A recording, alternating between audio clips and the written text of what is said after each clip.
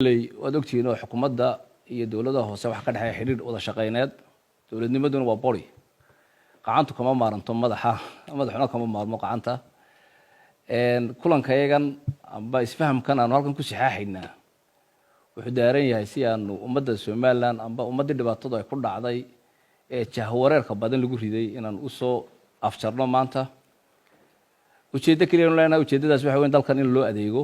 inagoo dhowrayna shuruucda iyo xeerarka dalka inoo waajibiyay hore waanu sheegay dawladaha hoose waxay ka tirsan xukuumadda xukuumaduna waxay inta badan gacan ku siisaa dawladaha hoose shuruucda iyo xeerarka ay ku shaqeynayaan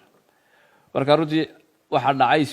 xoogaa jahwareer ay ku yimaadeen laba warqadood soo kala baxay 24kii bisha iyo 30kii bisha si aanu ummadda Soomaaliland iyo ummadda dadka Soomaaliland jecel ay tashuushkaas ugu baxo waxaan maanta garanay inaanu anagoo dhameystiran haddaan nahay wasaaradii iyo haddaan nahay maamulkii dawladda hoose caasimadda Hargeysa inaanu ummad iyo gobolkaba inaanu ummadda u soo bandhigno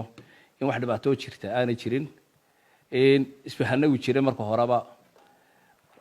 waxa kale Soomaalidu tirada meel ay shaqa ka socotunba hadalla ka socda laakiin meel damsan haddaad aragto waxa hawlo ka socda ma jirto marka aad iyo aad baan ugu mahad celinayaa xildhibaanada iyo odayaashan isxilqaamay gudiyadaas midna waa gudidii farsamada midna waa gudidii soo kabashada laba ujeedo kala duwan marka horeba lahaayeen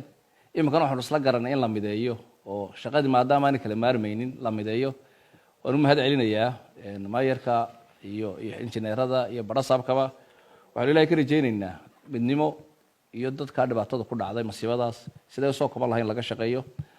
ma jeclin dadka nolosha ka dhacay inaynu u jawaabno sababtoo ah waxa weeyaan xilkayna saaran ba ka culays badan inaynu dad makasa amba dhangagaala inaynu u jawaabno marka runtii aad iyo aad baan idinku mahad celinayaa inta samaa jecelna waxaan leeyahay Soomaaliland way soconaysaa wixii qabsoomayaan wax dhibaato meesha ka jiraana ma jiraan aniga Cabdikariin oo naga saak fadhina